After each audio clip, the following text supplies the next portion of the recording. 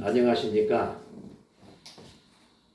오늘 수은 대신사 순도정신을 계승하자라는 제목으로 강론을 시작하도록 하겠습니다. 강론 제목은 다시 보국 안민이다. 모시고 안녕하십니까. 제 161주기 수은 대신사 순도일과 순국선열 합동유령식을 맞이하여 수은대신사 순도정신을 계승하자의 제목과 다시 보국안민이다의 강론의 내용으로 시작하겠습니다. 먼저 동방의 대성인 수은대신사의 우음과 인도의 시성 타고르의 동방의 등불이라는 시를 소개하겠습니다. 우음 풍과 우가지 풍우상설래 바람 지나고 비 지난 가지에 바람 비 설이 눈이 오는구나. 풍우상설 과거 후 일수 화발 만세춘 바람 비 설이 눈 지나간 뒤 한 나무에 꽃이 피면 온 세상이 봄이로다. 우음은 문득 시를 얻었다는 뜻입니다. 비와 바람이 지나고 또 서리와 눈이 내리는 시련과 고통을 겪은 뒤에 꽃이 피는 봄과 같은 기쁨의 시절이 온다고 하였습니다. 수은 대신사 자신과 동학천도교의 과거, 현재, 미래에 대한 애연적인 말씀입니다. 또한 그 어떤 어려움도 슬기롭게 극복하고 춘삼월 호시절의 낙원 세상을 염원하는 뜻에서 시를 지어 발표하신 것으로 해석됩니다. 동방의 등불 타고르 일찍이 아시아의 황금 시기에 빛나던 등불의 하나였던 코리아. 그 등불 다시 한번 켜지는 날에 너는 동방의 밝은 빛이 되리라. 후려 마음에는 두려움이 없고 머리는 높이 쳐들린 곳, 지식은 자유스럽고 좁다란 담벽으로 세계가 조각조각 갈라지지 않는 곳, 진실의 깊은 속에서 말씀이 솟아나는 곳, 끊임없는 노력이 완성을 향하여 팔을 벌리는 곳, 지성의 맑은 흐름이 굳어진 습관의 모래 벌판에 길 잃지 않는 곳, 무한히 퍼져나가는 생각과 행동으로 우리들의 마음이 인도되는 곳, 그러한 자유천국으로 내 마음의 조국 코리아여 깨어나소서. 동방의 등불은 타고르가 일본을 방문했을 때 의암 성사님께서 영도한 3.1 독립혁명운동에 대한 소식을 듣고 일찍이 아시아의 황금 시기에 빛나던 등불의 하나였던 코리아, 그 등불 다시 한번 켜지는 날에 너는 동방의 밝은 빛이 되리라는 짧은 시를 발표하여 신문에 보도된 내용입니다. 그 후 약간 첨가된 후렴의 내용이 붙여 현재 전해지고 있습니다. 저는 타고르 동방의 등불이라는 시를 접할 때는 동학천도교 운명이라고 할까, 운수라고 할까, 우리 천도교 미래를 밝혀준 명시라고 생각합니다. 다시 보국안민이다.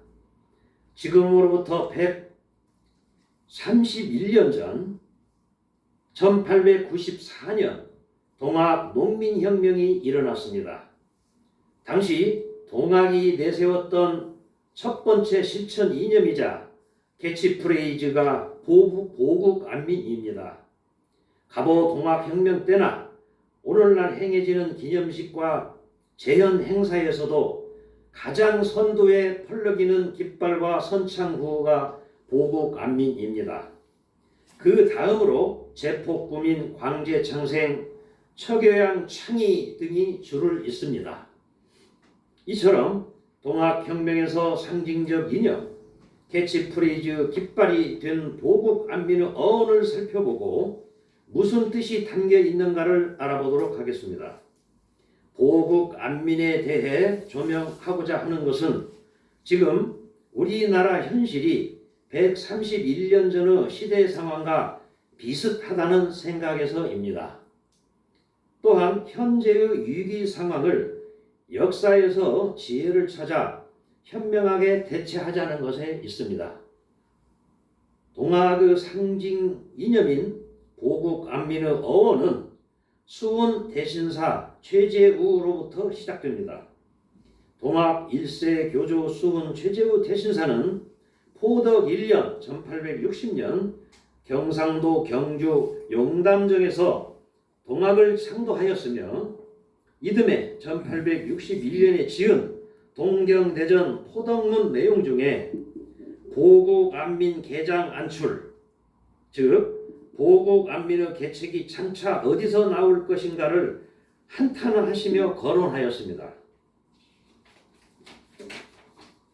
그 후 수은 대신사께서 강과 지배층의 탄압에 의해 전라도 남원에 오시게 됩니다.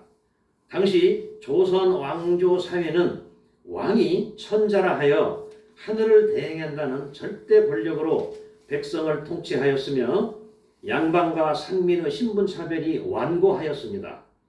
그런데 수원 대신사께서 시천주, 즉 사람에게는 하느님이 모시져 있다 하여 사람과 하늘이 둘 아닌 하나라는 인즉천, 사람이 곧 하늘이요 사인여천, 사람 섬기기를 하느님같이 하라는 인권을 천권으로 서는 반만년 역사에서 신분차별이 무너지는 인간 존중의 평등 시대를 열었습니다. 이는 개벽이요 혁명과 같은 놀라운 일이라 아니할 수 없습니다. 관리와 지배층의 탄압은 불보듯 뻔한 상황이었습니다. 수원 대신사께서 보수성이 강한 경상도 경주를 떠나 개혁성이 강한 전라도 남원 땅에 오신 것은 지금이나 그때나 많은 시사점을 주고 있습니다. 수은 대신사께서 1861년 12월 중순에 남원에 도착하여 12월 말부터 1862년 5월 중순까지 교령산성 선국사 암자인 덕미라암을 은저감이라 부르고 응거하십니다. 이때 지은 경서들은 권학과 도수사, 동학론 즉 논학문 등 동학경전의 핵심을 이룹니다. 은저감에서 1월 초에 지은 권학과 내용 중에 함지사지 출생들아 보국안민 어찌할 거라는 말씀이 나옵니다. 당시 안으로는 조선 왕조 체제와 국교인 유교의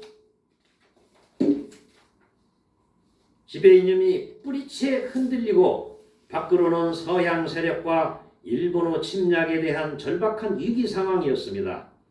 권학가에 보국안민을 재차 강조한 다음 바로 전주에 오셔서 동학을 포덕하십니다.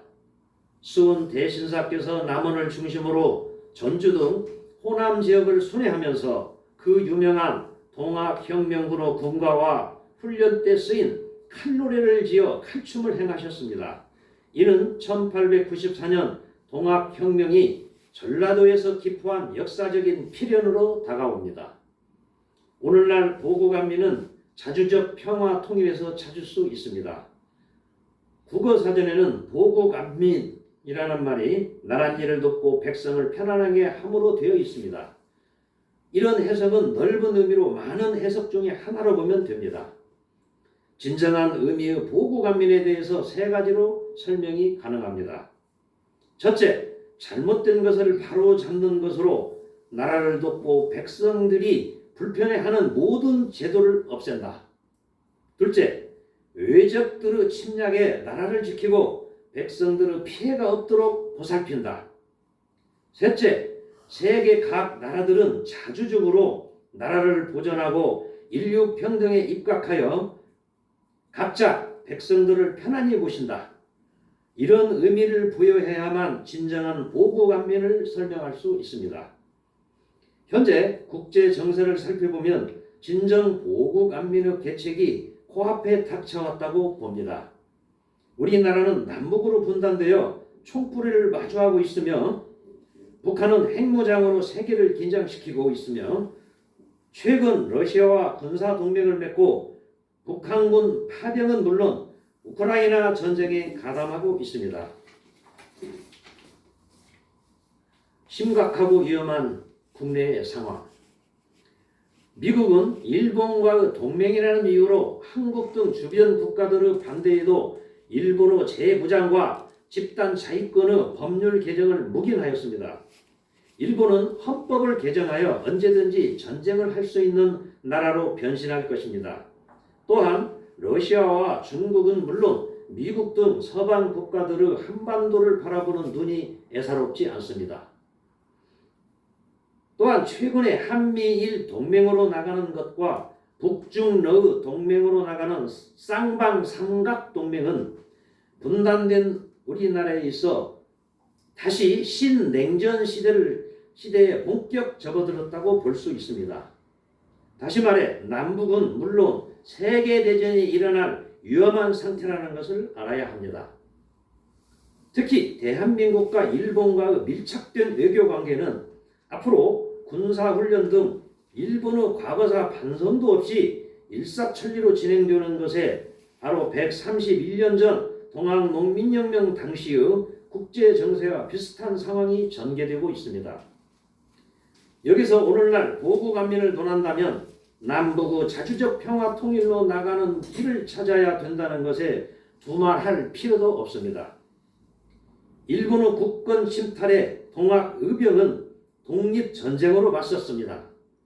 동학농민혁명 2차 기포는 바로 일본군에 의한 조선의 심장부인 경복궁 점령, 즉 국권 침탈에 맞서 척외 동학천도교 2세 교조 해월신사 최시영의 동학군 총기포령에 의한 전봉준 대장과 손병희 통령의 양호의병 창의군을 중심으로 전국에서 대일항쟁, 즉 독립전쟁을 일으켰던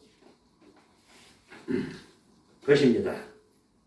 결국 일본의 조선 식민지 침략 전쟁에 의해 수십만의 동학의병들이 희생이 뒤따랐습니다.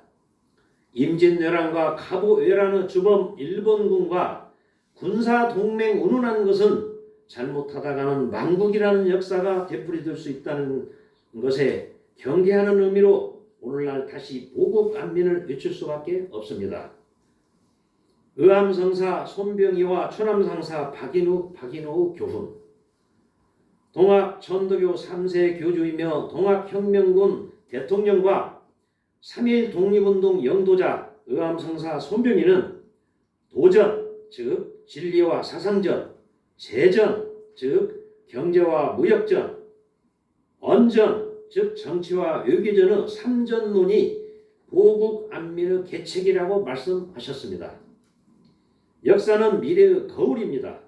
지난 역사 속에 지혜를 찾아 보국안민의 현명한 대처가 꼭 필요한 시점이라는 것을 모두 직시해야 합니다.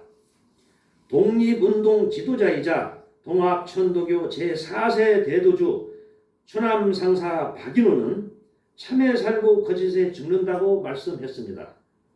다시 말씀드려 보국안민의 참다운 정신에 살고 사대주의의 거짓에 죽는다는 말씀으로 가슴에 새겨야 합니다. 따라서 동학의 보국안민 정신은 지금 다시 등장해야 합니다. 윤석열은 즉시 파면되어야 한다. 현재 우리나라의 국내의 위기는 윤석열 대통령이 자초한 결과라고 봅니다. 특히 12.3 내란 사태는 위기가 아니라 현실이라는 무서운 상황이었습니다. 12.3 내란의 우두머리 윤석열은 빠른 시일에 헌법재판소에서 탄핵이 인용되고 파면되어야 합니다. 그리고 윤석열은 평생 감옥에서 참회의 눈물을 흘려야 한다는 것으로 오늘 저희 강론을 마치겠습니다. 천도교 연원회 부안포 1 직접 도훈 동학혁명기념관 관장 송암 이윤영 심고 감사합니다.